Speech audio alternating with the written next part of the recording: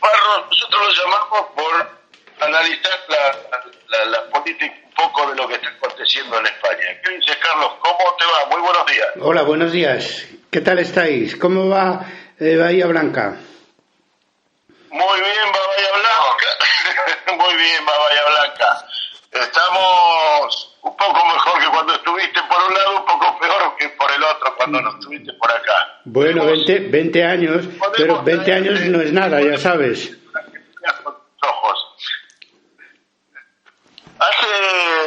A principios de este mes anduviste por San Petersburgo, y esto es una especie de disparador en Rusia, en un foro internacional invitado por la Universidad de San Petersburgo, justamente Rusia e Iberoamérica en el mundo globalizante, era el título de ese foro. Y allí tú hablaste de a dónde va la democracia española. Así es. Me parece un buen disparador en una situación en la que vemos a una España convulsionada y que y tenemos una relación muy estrecha con eso. Anda por estas tierras Rodríguez Zapatero hablando en un foro justamente sobre la democracia en Iberoamérica, y entonces le vamos a hacer la contra a Rodríguez Zapatero y hablaremos de España con un español sobre la democracia española. ¿Hacia dónde va la democracia española? Bueno, eso depende de lo que vayan votando los españoles, ¿no? Hay dos opciones muy claras, como en los momentos de cambio, no solo en nuestro país, en cualquier país del mundo se polarizan las posiciones, y hay dos posibilidades en perspectiva, ¿no?, de gobierno, quiero decir. Una es que se forme un gobierno de coalición progresista de izquierda, y la otra es que las tres derechas, que le llamamos aquí, el Partido Popular, Ciudadanos y la ultraderecha de Vox, pues consigan la mayoría para gobernar. En este segundo caso habría un retroceso democrático, digamos, severo, y en el segundo caso pues tendríamos una posibilidad de superar todas las limitaciones que la pervivencia del franquismo y una democracia muy limitada por los militares pues nos impidió en los últimos 40 años, ¿no? La democracia en España se ha visto muy condicionada por una transición bajo la bota militar, y esto se ha hecho ahora insoportable para amplias capas sociales 40 años después. Necesitamos un gobierno de progreso que cumpla esa función histórica de superar esas limitaciones, sobre todo en lo relativo a la memoria histórica, y por otro lado poner la democracia española a la altura del siglo XXI. En fin, vamos a votar dentro de muy poco, el día 10, por segunda vez este año, y tenemos la ilusión de que de esas elecciones, según dicen las encuestas, pues pueda salir una mayoría de izquierda, y que el Partido Socialista Obrero Español acepte formar gobierno con el partido Podemos, que es la nueva izquierda surgida del movimiento de los indignados. Estamos en esas. Y ahora, lo pusiste el nombre del PSOE todo entero, Partido Socialista Obrero Español. Claro. ¿Ha recuperado la gente de ese socialismo obrero? Porque por momentos realmente uno en la distancia lo veía muy alejado del socialismo obrero español. Bueno, el Partido Socialista históricamente, después de Pablo Iglesias, de su fundador, siempre tuvo corrientes internas muy fuertes. En la época de la República existía una opción de izquierdas con Largo Caballeros, una opción de centro con Indalecio Prieto, y una opción, digamos, más conservadora con ¿cómo se llamaba? el Julián Besteiro. Pero ahora, después de la transición, esas tres corrientes de izquierda, centro, derecha conviven ya desde la época de Felipe González en un mismo partido.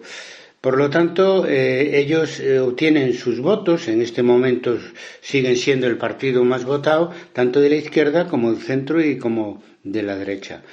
Y en ese sentido, pues su actuación siempre es imprevisible, ¿no? Es decir, de hecho, en este momento está haciendo campaña electoral para aliarse con Podemos, por un lado, y por otro lado, para aliarse con el Partido Popular. Es decir, porque ya digo que obtienen los votos tanto a su derecha como a su izquierda. La única salida que tiene esto es que un partido de izquierdas fuerte como es Podemos, pero que todavía no tiene tanta fuerza como llegó a tener desde que nació en el año 2014, pues tuviera peso político en el Congreso de Diputados suficiente como para obligar a un partido socialista tan voluble a posicionarse hacia la izquierda si quería seguir en el poder. Y ya digo, en esas estamos, ¿no? Apoyando muchos, sobre todo en el campo intelectual y entre los jóvenes, al partido Podemos, entre otras cosas porque tienen la aureola, que se corresponde con la historia, de haber nacido de aquel movimiento de esta juventud condenada por la historia, maltratada por la historia, que el 15 de mayo del año 2011 pues ocupó la Puerta del Sol y las plazas de España, siguiendo un poco pues ese movimiento que venía del norte de África, que se llamó el movimiento de los indignados. De ahí es el único país del mundo en el que sucedió. Salió un partido político que de una manera suficiente y respetable está manteniendo el ideario inicial del movimiento de los indignados y ha perturbado completamente un régimen político hasta ese momento, durante 4 décadas, centrado en el bipartidismo. Ahora gobierna el PSOE, ahora gobierna el PP, con muchos elementos en común. Entonces estamos viendo si somos capaces de romper esta situación, de completar la democracia que conquistamos durante la transición y darle un contenido de democracia real, de democracia plena, de democracia social. Y lo que estamos intentando aquí responde a un problema que es general, que es global, que es la crisis de la democracia representativa en todo el mundo y el auge de los autoritarismos, etcétera. Y para eso la respuesta está en la izquierda, porque históricamente hablando, no solo en España, pero concretamente, como estamos hablando de España, la democracia de España la ha traído la izquierda, no como se cuenta oficialmente, como una media verdad de que contribuyeron los sucesores de Franco a traerla. También, pero no la hubieran traído si no hubiera habido unos movimientos sociales de millones de españoles tan potentes como los que hubo aquí durante la transición, dirigido por la izquierda. Entonces, sobre todo la izquierda comunista. Entonces, en ese sentido, a la izquierda le toca ahora jugar un papel histórico muy importante, que sacar del marasmo en el que está la democracia ahora en España y llevarla a unas cotas de bienestar social y de democracia directa, no solo democracia representativa, que es lo que exige la sociedad globalmente hoy en el siglo XXI. Cuando fueron los movimientos aquellos de los desahuciados, cuando se ocupa la Plaza del Sol, la verdad que uno lo vio en la distancia con gran alegría. Mi lectura en la distancia y sin conocer España, lamentablemente, pero sí siguiendo su derrotero político, me dije lo que está crujiendo a la ruptura es el pacto de la Moncloa. ¿Esto fue así? ¿Estaba tan errado? Mira, a mí ya por la edad que tengo me tocó protagonizar esa transición, ¿no? En ese momento yo era miembro del Comité Central del Partido Comunista de España en la clandestinidad, y aunque mi actuación siempre estuvo concentrada, primero en la Universidad de Madrid y después en Galicia, en Vigo, que es la capital industrial de Galicia y donde había un movimiento obrero antifranquista tremendamente fuerte. Y yo, que soy muy crítico, como la generación joven hoy en día, con las limitaciones que tuvo la transición a la democracia, te digo también que para nosotros en aquel momento, que éramos muy jóvenes también, era pasar, digamos, del infierno al cielo, es decir, poder sacar los presos de la cárcel, asegurarnos la libertad de expresión, la libertad de reunión, la libertad de asociación, poder elegir el gobierno libremente. Todo eso era para nosotros un salto de gigante, dejaba atrás toda una represión que fue muy dura hasta el final. Franco siguió asesinando y torturando hasta un día antes de morir, y el franquismo lo siguió haciendo todavía un año después de la muerte de Franco. Entonces, en aquel momento no solo hicimos lo que pudimos, sino lo que teníamos que hacer, es decir, asegurarnos un marco democrático para que después todas las opciones políticas pues tuvieran más o menos las mismas posibilidades de acceder a un gobierno y desde ese gobierno hacer una serie de reformas sociales. Decíamos el socialismo en aquel momento, ¿no? Pues entonces eso no tiene duda para los que vivimos aquel momento.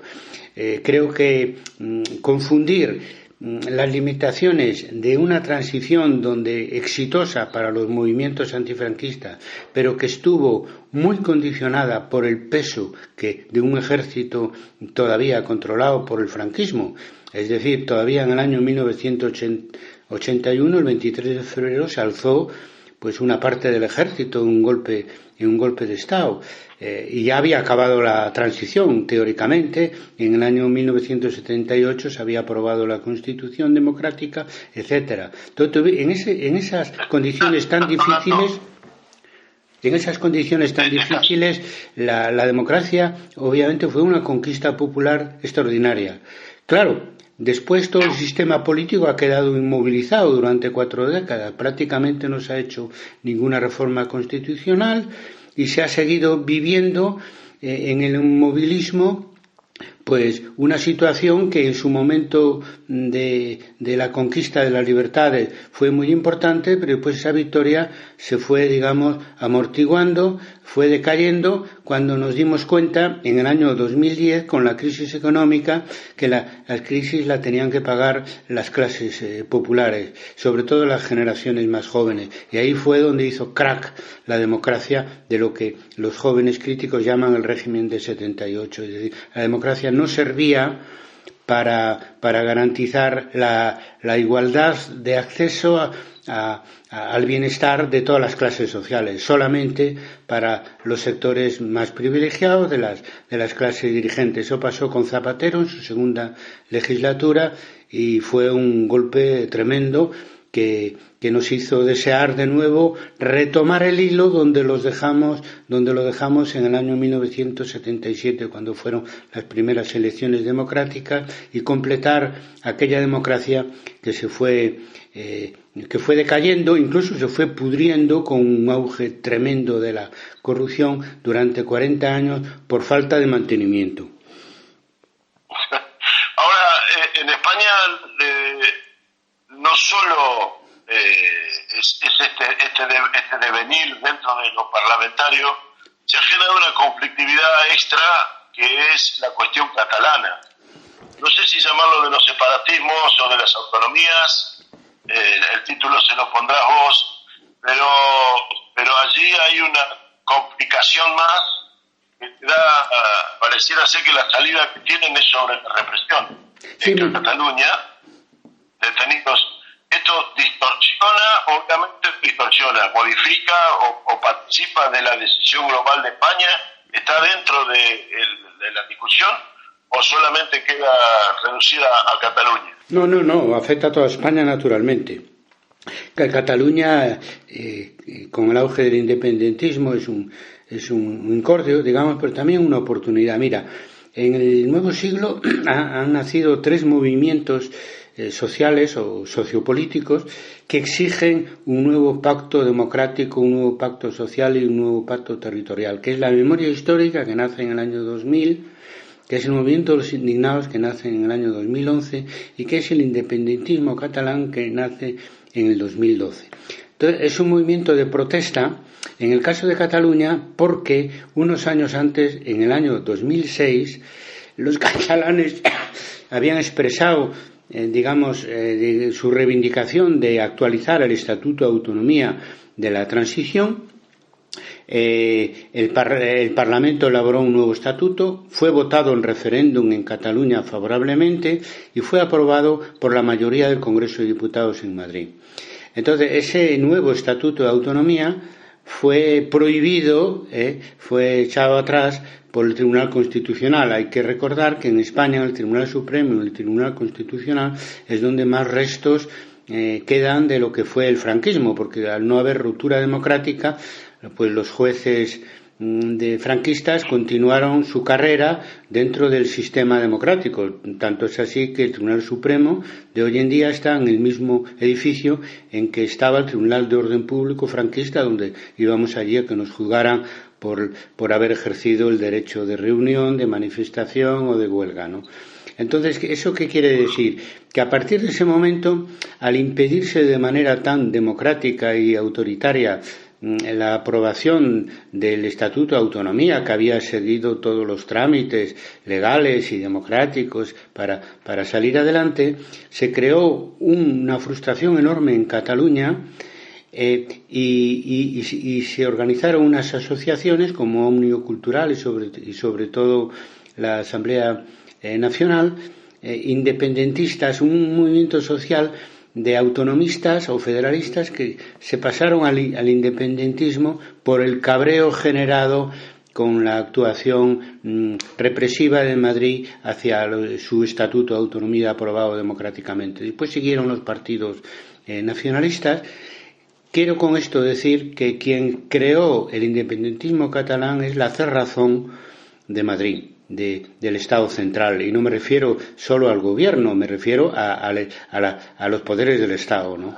Y además fue alimentado desde el año 2012 hasta hoy en día, fue alimentado por el inmovilismo de los gobiernos tanto del Partido Popular que del Partido Socialista, que no ofrecieron ninguna alternativa a los catalanes independentistas, sino solamente la represión. En esas estamos. Entonces es necesario una negociación y que de esa negociación resulte pues un mayor autogobierno para Cataluña que pueda ser votado democráticamente por los catalanes y por las instituciones democráticas españolas. Yo creo que eso es factible, pero para eso tienen que las dos partes que están en ese momento enfrentadas pues ceder en sus posiciones. El gobierno central pues aceptando la negociación y reconociendo sus propias culpas en todo este enfrentamiento que llevó al crecimiento del separatismo en Cataluña. Y por parte de los partidos nacionalistas catalanes, pues claro, reconocer públicamente lo que todos sabemos, que la independencia es imposible y que tienen que buscar una solución que permita salir del caos a Cataluña sobre la base de aceptar la legalidad democrática y de conseguir pues todas unas mejoras de autogobierno. Estamos en eso para lo cual necesitaríamos otro tipo de gobierno en Madrid y otro tipo de Generalitat en Cataluña, claro, que no siguiera con las medidas unilaterales de imponer frente a la legalidad constitucional española un independentismo para el cual no tiene siquiera base social, porque en el mejor de los casos la mitad de los catalanes son independentistas, pero la otra mitad no. Y para un movimiento de esas características tendría que haber una mayoría enormemente abundante. Tampoco se entiende que por parte del gobierno español se le niegue el referéndum de autodeterminación a los catalanes, porque eso resolvería todo, que voten los catalanes y seguro que si hay más opciones que continuar como se está y la independencia, si hay una opción sobre todo de federalismo y de mejorar el régimen autonómico, seguro que la mayoría de los catalanes irían en esa dirección. Pero hay mucho temor, y ese temor en Madrid, en las instituciones de Madrid al nacionalismo catalán, pues tiene sus raíces, como tantas cosas en España, en la guerra civil. Hay que recordar que la extrema derecha que dio el golpe militar en el año 36 decía que preferían una España roja a una España rota. Bueno, después se dedicaron a matar a todos los nacionalistas y a todos los rojos de España que pudieron, que fueron muchos, ¿no? Entonces, de esos barros, pues estos lodos, ¿no? Aquí estamos, intentando una democracia que sea capaz de superar todo el impacto que supuso esos 40 años de dictadura que todavía hoy se ven salen a la superficie. Bueno, Carlos, se nos acaba el tiempo. ¿Tenés alguna pregunta, Alejandro? Sí, pero fuera del tema de España, ¿qué tal? Justo, Alejandro, lo saluda, Carlos, buen día, o buenas tardes allá. Está claro que hay una derechización en el mundo, está claro que hay una concentración de riqueza en pocas manos y una desigualdad creciente. Acá en América Latina la vamos viendo. El ejemplo que se quiso dar sobre como Chile, en el que el neoliberalismo viene gobernando hace muchos años, explotó hace semanas atrás con gente en la calle, con mucha represión. Ahora bien, por otro lado, el triunfo de Alberto Fernández en la Argentina, digamos, el progresismo nuevamente, la ratificación de Evo Morales en Bolivia, los líos de Ecuador, donde también hay mucho chinche social.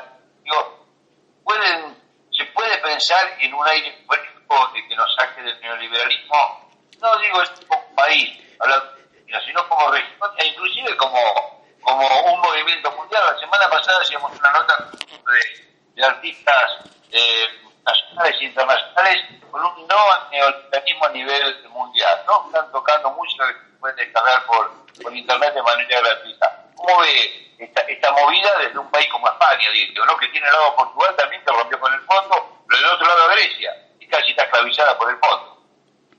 Pues sí, mira, curiosamente tú te referías al Congreso americanista de San Petersburgo. Hicimos allí una mesa redonda con Ignacio Ramonet y otros sobre la izquierda latinoamericana en el siglo XXI, y antes incluso de los movimientos sociales tan potentes contra el neoliberalismo en Ecuador y en Chile, concluíamos, a mí me tocó hacer las conclusiones, lo siguiente: si ganan los Fernández en Argentina, y podemos estar antes incluso de lo de Chile y Ecuador, podemos estar ante un nuevo ciclo histórico de gobiernos de izquierda en América Latina.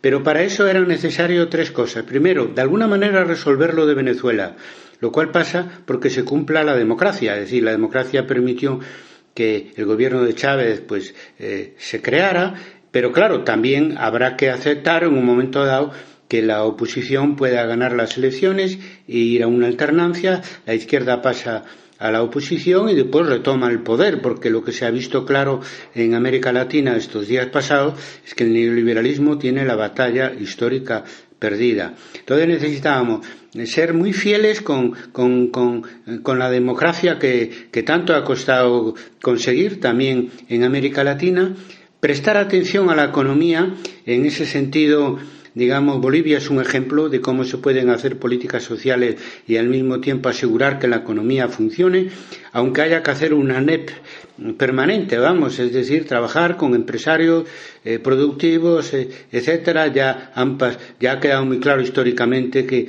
la nacionalización de todo pues lleva a un bloqueo de la economía, y además más en esta situación de un mundo tan globalizado. Ninguna economía puede hoy sobrevivir, cualquiera que sea su gobierno, fuera del mercado global. Entonces, atención a la democracia, atención a la economía y a la inseguridad en las calles, ¿no?, que afecta sobre todo a las clases populares, no solo al turismo, y que en Venezuela y en otros países es un trauma terrible y digamos que le quita consenso social a los gobiernos. Si todo eso, si se aprende de los errores de todo el ciclo entre el año 2002 y los 15 años siguientes de gobiernos de izquierda, si se aprenden de los errores y se lucha en un contexto más democrático, se lucha contra la corrupción de una manera insobornable, y si además de las políticas sociales y de la necesaria creación de un estado de bienestar se cuida la economía y se resuelve el problema de la seguridad, podemos tener pues una época histórica nueva de una década o dos de gobiernos de izquierda en América Latina. Para eso, claro, eso pasa porque la experiencia reciente del triunfo de los Fernández en Argentina pues se consolide y dé tan buen resultado como lo dio en el apartado de memoria histórica, donde Argentina sigue siendo un modelo para el mundo. hoy Fernández se está reuniendo nada más y nada menos que con el presidente de Brasil, López Obrador, de México. Obrador, que bueno, dio vuelta la elección y después de más de medio siglo lo sacó al del poder con un partido de izquierda, ¿no? Así que algo está pasando en América Latina sin lugar a dudas. Muy bien. Pues que todo eso se cumpla entonces, amigo. Carlos, te agradecemos muchísimo. Me alegra infinitamente haber restablecido este contacto y vamos a volver a molestarte. Pues cuando quieras. Fuertísimo abrazo. Un fuerte abrazo para ti, otro para Marcela, y cuidarme la nueva provincia que cuando yo estuve allí estaba muy escorada a la derecha. Sigue escorada a la derecha, pero más chiquita. Bueno, vale. Un abrazo. Abrazo, Carlos. Hasta luego, gracias. Bueno, muy bien, Carlos Barros, profesor, historiador, español,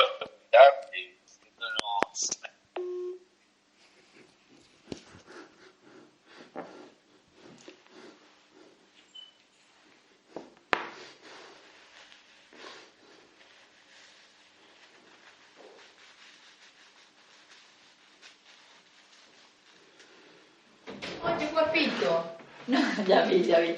No me dijiste lo que aparece aquí en las tapas.